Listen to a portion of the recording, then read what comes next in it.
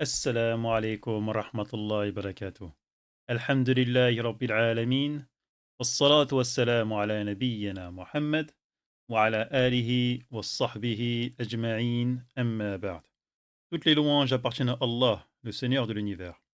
Que les salutations et les éloges soient sur notre prophète Mohammed ainsi que sa famille et l'ensemble de ses compagnons. Ceci étant dit. Alors, bienvenue à tous. Donc, alhamdulillah, nous avons fini le chapitre 3. En espérant que ça a été clair pour tout le monde, que vous avez pu faire également les quiz, les différents quiz que j'ai mis en place sur Telegram et également aussi sur YouTube. Donc en espérant que c'est clair, si c'est pas clair, n'hésitez pas à revenir dessus pour tout ce chapitre-là. Et on va commencer maintenant le quatrième chapitre. Alors le quatrième chapitre, il s'intitule Les lettres avec la shadda et les voyelles. Les lettres avec la shadda et les voyelles. Donc dans ce chapitre-là, donc l'objectif que l'on aura, c'est de connaître les lettres avec la shadda et les voyelles, c'est-à-dire savoir ce que c'est la shadda, d'accord? Comprendre comment on doit se comporter avec, et comment se comporter avec la shadda avec chacune des voyelles courtes que l'on a vues précédemment, c'est-à-dire la shadda avec la fatha, la shadda avec la kasra, et la shadda avec la damma, d'accord? Donc tout ça nous permettra bien sûr de pouvoir lire correctement différentes lettres avec la shadda et ces trois voyelles-là. D'accord? Donc, ce chapitre-là est composé de 3 leçons. Donc, normalement, ça sera pas si compliqué ça. Soyez juste très attentifs. D'accord? Et bien sûr, si vous avez des questions, n'hésitez pas à les poser en commentaire. Donc, on va commencer par la première leçon. Bismillah. Donc, et la première leçon s'intitule La shadda avec la fatha. La shadda avec la fatha. Donc avant toute chose, nous allons chercher à comprendre qu'est-ce que la shadda. D'accord? Qu'est-ce que la shadda? Donc la shadda, c'est un petit signe qui est important dans la langue arabe, d'accord? Car elle indique le doublement d'une lettre, d'accord? Donc à quoi ça ressemble la shadda? C'est ce que vous avez ici, là, d'accord? Ce petit W, d'accord? C'est un petit W, d'accord? Donc la shadda, c'est un petit W qui sera au-dessus des lettres à chaque fois, d'accord?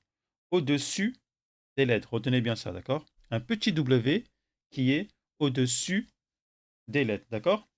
En fait, concrètement, lorsqu'il y a une shadda, c'est comme si nous avions deux fois la même lettre, d'accord? Deux fois la même lettre, d'accord?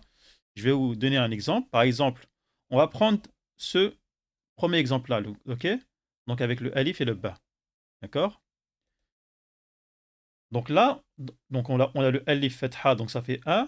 Ensuite, on a le ba avec la fatha, ça fait ba. Et plus on a une shadda, d'accord? Donc en fait, si on décompose bien ces deux lettres-là, sachant que maintenant, vous avez compris que lorsqu'il y a une shadda, c'est un doublement d'une lettre, ça nous fait, je vais essayer de l'écrire ici, ça nous fait alif,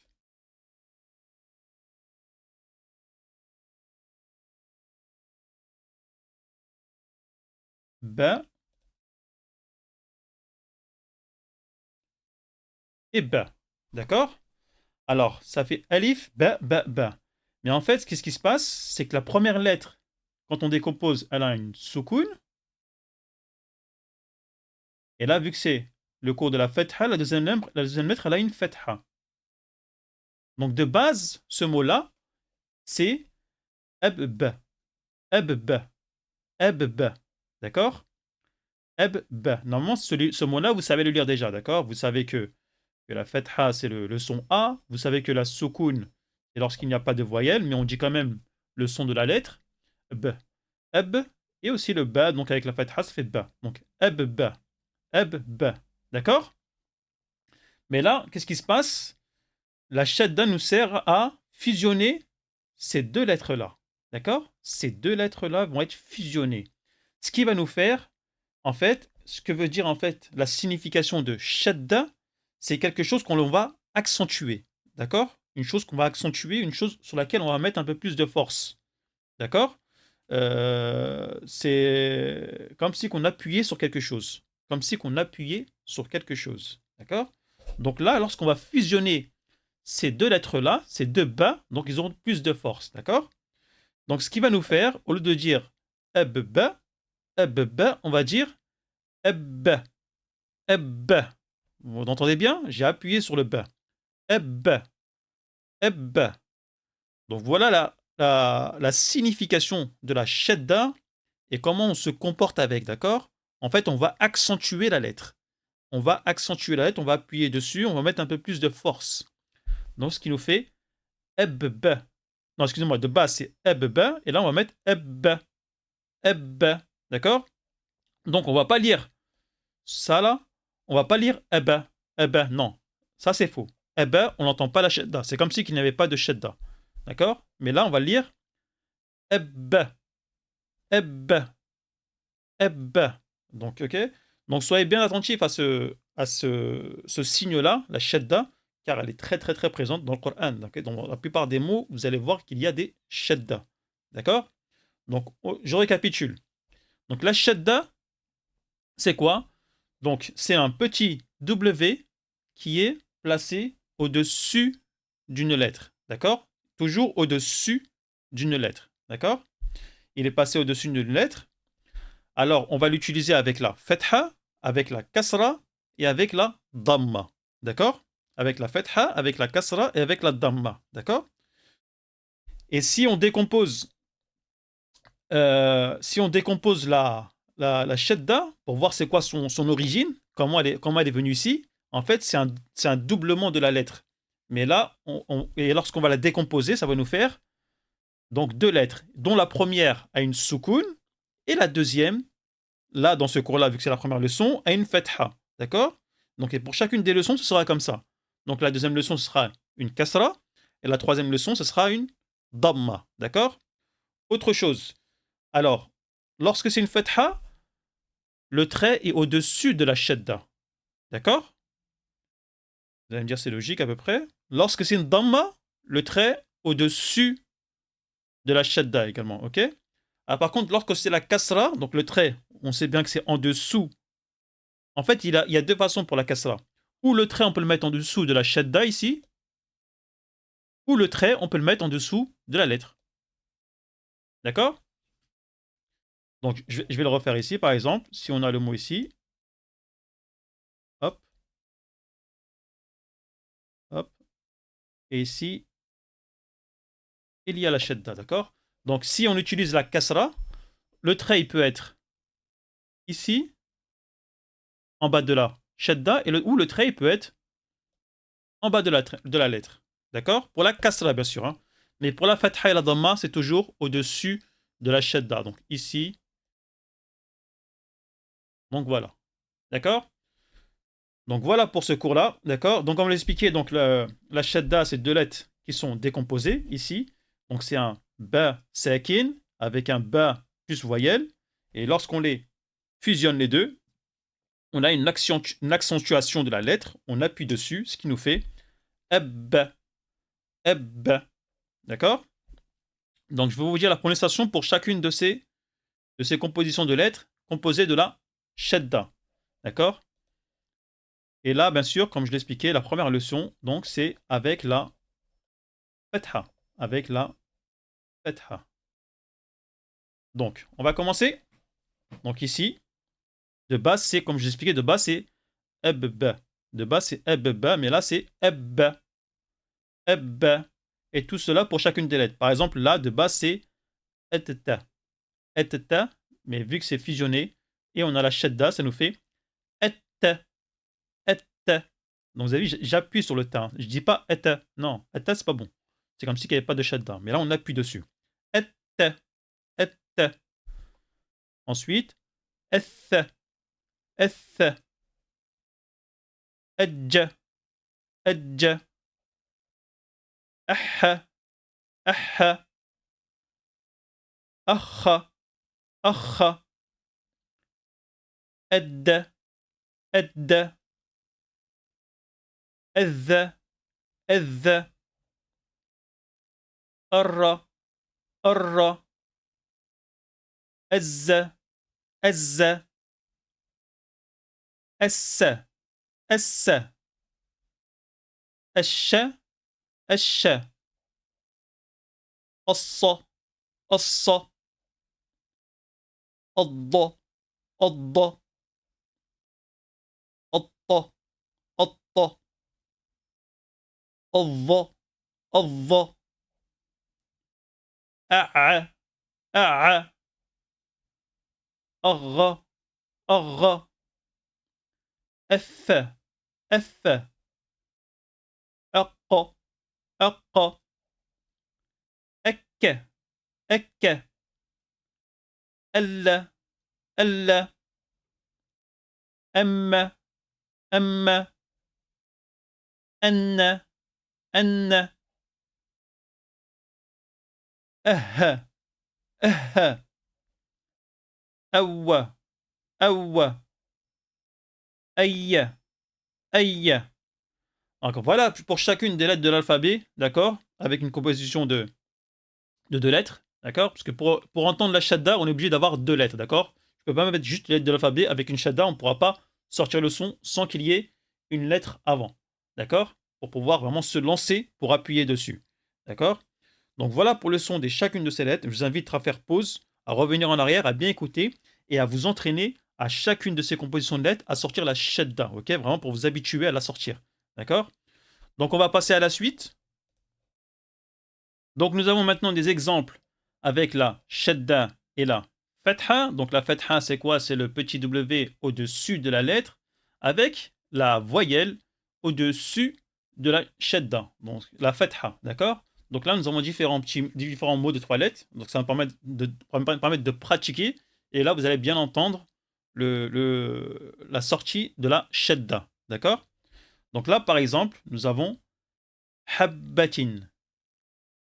Ha, ba et tin. Ha, ba et tin. Ceci-là, ce qu'on appelle là, cette lettre-là, je ne sais pas si on en a parlé déjà dans le cours précédent, ce qu'on appelle un ta marbota. Un ta marbota, c'est-à-dire un ta qui est fermé. C'est comme le ta qu'on a vu dans les lettres de l'alphabet. Mais là, c'est un ta qui est fermé, d'accord? Un ta marbota. Un ta, excuse-moi, marbota. Un ta qui est fermé, d'accord? Donc ce qui nous fait ha. Donc de base, l'origine, vraiment, si on aurait décomposé, on aurait fait habbatin, habbatin. Mais là, non, vu que les deux lettres sont fusionnées, ça nous fait habbatin, habbatin. Et non pas habatin. Si vous dites habatin, c'est faux. C'est une erreur de prononciation, d'accord? Et chaque erreur de prononciation a son importance, d'accord? Par exemple, lorsque vous lirez le Coran, si vous oubliez une shadda, le sens peut changer complètement, d'accord? Donc faites bien attention à bien sortir les shadda dans la lecture du Coran, d'accord? C'est très important. Ok? Alors, habbatin. Là, hatta, hatta, hatta. Ensuite, kathara, kathara. Sakhara, sakhara. Là, vous avez vu, là par contre, contrairement au mot d'avant, c'est sur la dernière lettre. Adda, adda. Et non pas ad. Adda. كذب كذب حرم حرم عزة عزة. Là aussi, c'est un tamarbota, mais là, il est pas lié au zei, d'accord? C'est un tamarbota, mais il n'est pas lié au zei. Hizzatin. Excusez-moi. Izzatin. Izzatin. Ahassa. Ahassa. حطة حطة. خفف خفف. أحق أحق. فكر فكر. سلم سلم. جنة جنة. بوأ بوأ. Alors voilà pour voilà pour chacun de ces mots, d'accord, composés de la shadda et la fatha, d'accord. Une fois que vous serez bien entraîné avec la composition de deux lettres que vous avez juste avant, je vous invite à bien vous entraîner maintenant avec cette composition-là de trois lettres, d'accord, un mot, d'accord, à bien vous entraîner à répéter cela à plusieurs reprises, d'accord? Vraiment chacun que ce soit fluide pour vous, d'accord? Donc n'hésitez pas à faire cela à plusieurs reprises. Donc maintenant qu'on a fini le livre d'écriture, nous allons passer maintenant au livre excusez-moi, maintenant qu'on a fini le livre de lecture, nous allons passer au livre d'écriture. Donc concernant le livre d'écriture, donc normalement, c'est vous avez juste ce que vous avez en plus, c'est vraiment juste la shadda en plus, d'accord? Donc par exemple, là, on a des compositions de 2 lettres, donc ça vous permettra de vous entraîner donc avec votre cahier ou votre support si vous l'avez. Donc, donc le alif, on le connaît déjà, alif avec la hamza et la fatha au-dessus. Ensuite le ba, le petit point en dessous, et là la petite shadda. C'est ça qu'il y aura de nouveau pour vous. Donc un petit W, voilà. Et la fatha au-dessus de la shadda. D'accord? Donc voilà pour cette composition de 2 lettres. Donc je vous invite vraiment à vous entraîner vraiment pour l'écriture, hein. Ça c'est très important. Puis vous allez écrire aussi, parce que le fait de lire, c'est une bonne chose, de voir les choses, c'est une bonne chose, mais de les écrire aussi, ça ancre encore mieux les choses. D'accord? Ça permettra de mieux mémoriser chaque chose, que ce soit la shadda, la fatha, les compositions de mots, les lettres, et aussi, bien sûr, avoir aussi, au fur et à mesure que vous allez écrire, vous allez avoir une belle écriture, Inch'Allah. D'accord? Donc faites ça avec chacune de ces compositions de lettres, d'accord? Et également aussi avec ces mots aussi, d'accord? Qui sont composés d'une shadda. Donc les mots qu'on venait de lire juste avant. Donc là, on va en écrire un quand même. Donc ici, nous avons le ha. Ensuite, nous avons un ba. Et ensuite, nous avons le ta marbuta. Voilà. Donc le ha avec la fatha. Ensuite, on a le ba ici. Donc là, on a la shadda avec une fatha au-dessus. Donc là, le ta marbuta, on ne lui met pas les 2 points. Sinon, on risque de le confondre avec le ha si on ne met pas les 2 points. Et aussi là, le tanwin bikasra en dessous. D'accord? Qui nous fait habbatin. Habbatin. Donc voilà, là aussi également, je vous invite à écrire ces mots-là. D'accord? À plusieurs reprises. D'accord? Ces mots-là, à plusieurs reprises. Donc, que ce soit sur votre cahier ou sur le support si vous l'avez imprimé. Donc voilà pour le cours de la shadda et pour la première leçon, la shadda avec la fatha. D'accord? La shadda avec la fatha.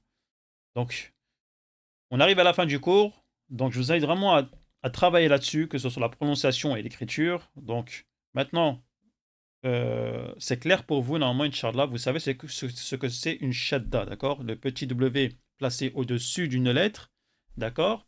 Qui de base, qui est un doublement d'une lettre, mais qui ont été fusionnés, d'accord? La première lettre sakin, la deuxième lettre avec une voyelle. Et lorsqu'on les rassemble les deux à l'écriture et lorsqu'on les prononce, donc c'est une accentuation de la lettre, d'accord? Une lettre sur laquelle on va appuyer, on va forcer un peu, d'accord? Donc voilà pour ce cours. Donc soyez assidus, continuez à être réguliers. Alhamdulillah, on avance bien. Nous sommes au 4e chapitre. Donc en espérant que les chapitres d'avant aussi sont bien maîtrisés, du premier au 3, parce que fur et à mesure, donc les choses vont s'accumuler. Mais déjà, c'est une bonne chose. Alhamdulillah, si vous êtes arrivé jusque-là déjà, c'est que là déjà, vous commencez à savoir lire déjà. Je ne sais pas si vous vous rendez compte, mais déjà, vous commencez à savoir déjà lire. Parce que juste là, si vous trouvez ce mot-là maintenant, par exemple celui-là, si vous le voyez dans le Coran ou n'importe où, de base, vous ne savez rien lire. D'accord? Ceux qui ont commencé de zéro, ils ne savaient rien lire. Mais si vous êtes arrivé jusque-là, c'est que maintenant, alhamdulillah, vous savez déjà commencer à bien lire l'arabe. Donc si vous rencontrez ce mot-là, c'est des mots que l'on rencontre dans le Coran et partout, donc vous saurez le lire. Alhamdulillah, donc soyez content de vous. Dites-vous que ça avance. Ne vous dites pas que oui, j'ai toujours des difficultés. Non, non. Quoi qu'il arrive, vous avancez. Même à petits pas, vous avancez. Rappelez-vous où est-ce que vous en étiez au début et même maintenant où est-ce que vous en êtes. D'accord? Donc, il y a aussi ne pas remettre les choses à plus tard.